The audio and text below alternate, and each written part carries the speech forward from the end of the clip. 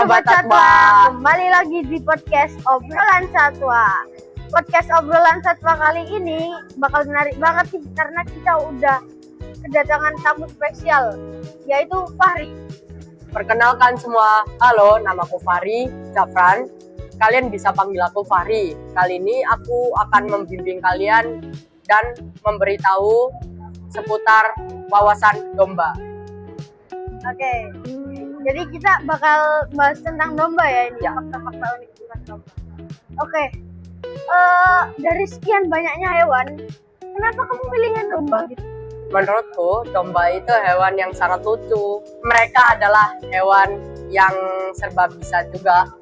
Bisa menjadi sumber kalsium, sumber makanan, dan sumber pakaian.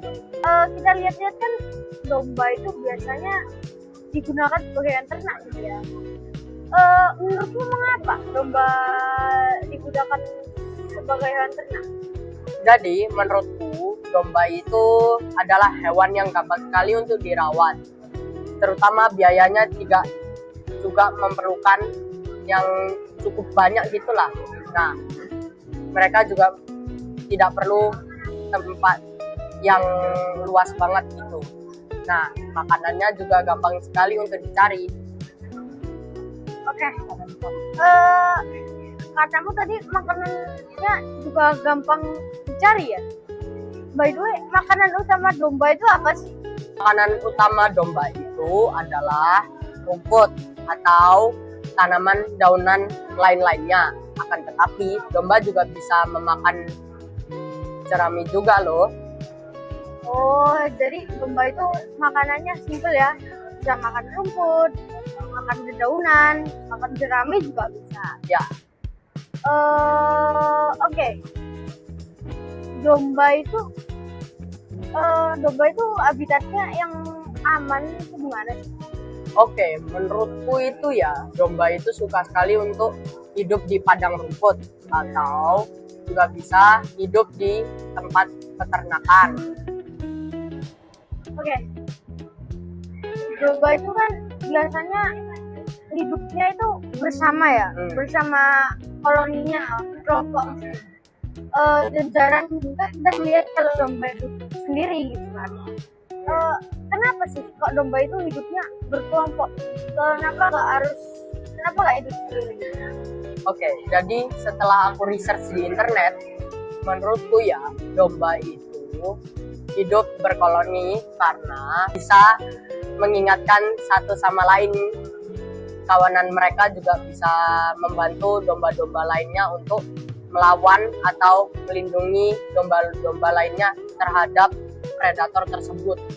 Sedangkan kalau mereka hidup sendirian, mereka tidak ada yang mengingatkan gitu. Jadi mereka gampang sekali untuk dimangsa oleh predator atau bahaya lain-lainnya.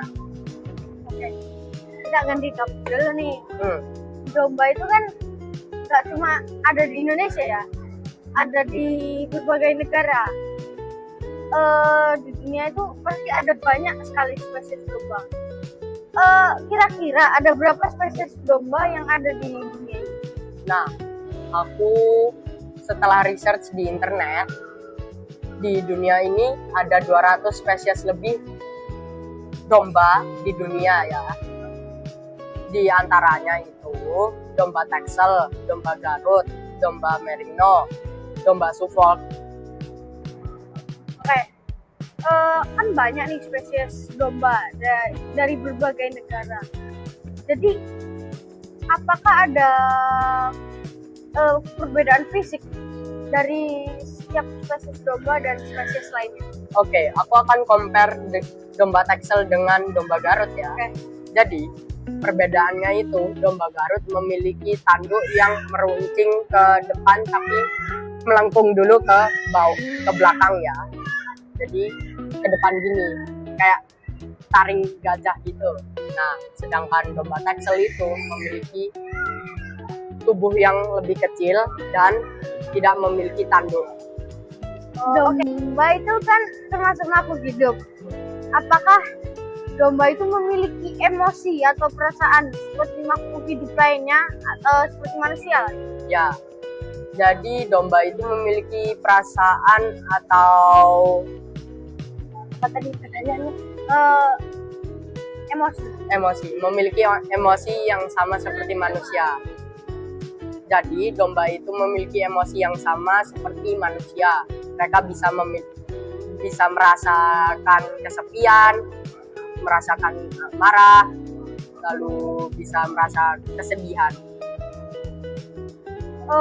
Oke.